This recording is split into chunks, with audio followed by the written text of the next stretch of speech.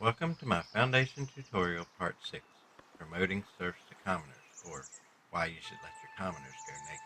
I have included many bonus tips throughout this video. First, let's talk about what your commoners will require to keep them happy. Commoners will need high desirability housing. You can use decorative bushes or other types of decor to raise the desirability of the house where your commoners will live. Also, commoners require more free time.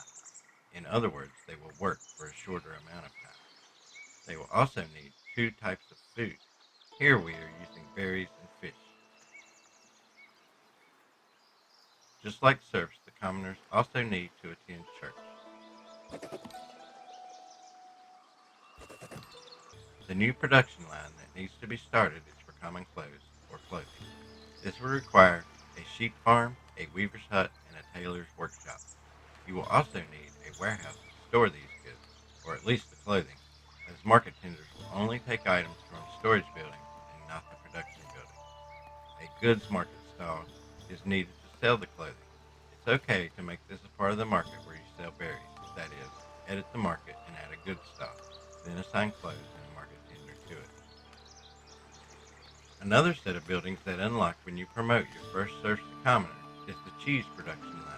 If you have no access to fishing, this is a good way to get your commoners their second food type. This includes the dairy farm and the cheese maker. You will probably also need a granary to store these items. A food market stall is also required to sell the cheese.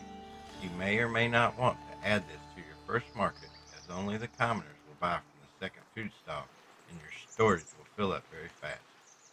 Now, I will go over some tips that will make it easier for you to keep things running smoothly once you have promoted your first commoners.